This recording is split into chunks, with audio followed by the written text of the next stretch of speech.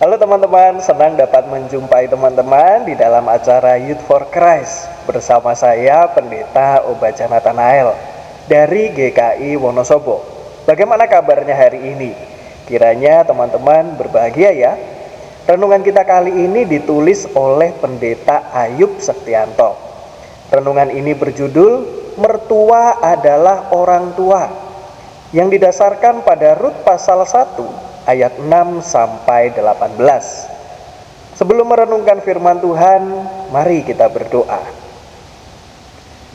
Ya Tuhan, kami mengucap syukur untuk cinta kasih Tuhan di sepanjang kehidupan kami.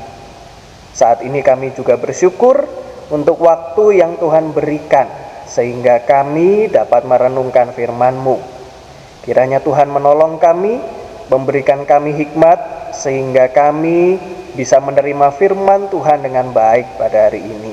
Dan kiranya firman-Mu bisa menjadi penuntun bagi kami untuk menjalani kehidupan.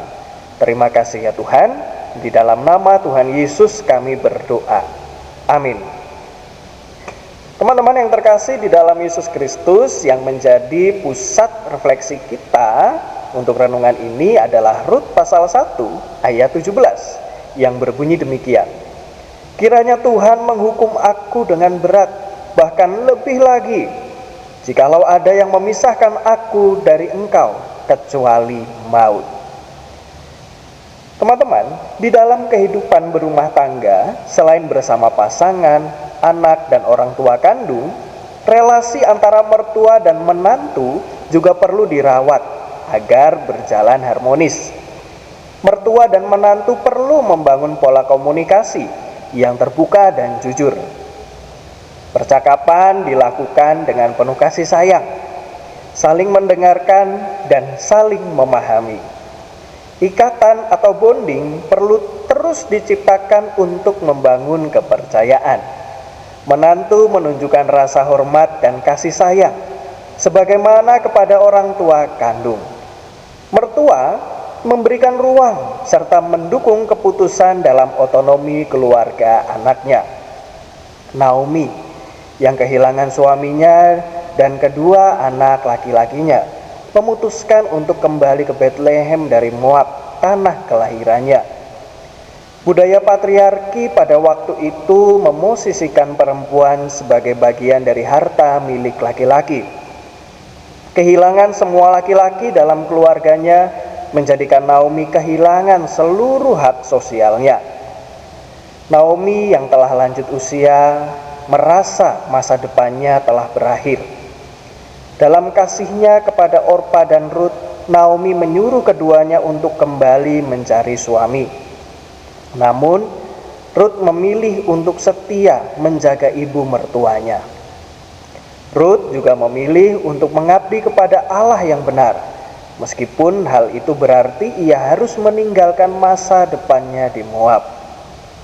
Youth, kaum muda adalah pribadi yang sedang mempersiapkan masa depan, termasuk kehidupan pernikahan.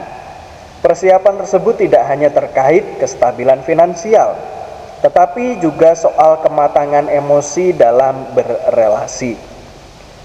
Upayakan hal-hal baik tersebut dimulai dari ruang lingkup yang kita kenal. Ciptakan komunikasi terbuka dan jujur dengan orang tua. Hadirkan percakapan yang saling mendengarkan dan memahami dengan pasangan. Bangunlah ikatan yang kuat bersama orang-orang terdekat. Teman-teman yang terkasih, untuk menutup renungan kita kali ini, mari kita berdoa. Ya Tuhan, kami bersyukur untuk firman-Mu pada hari ini.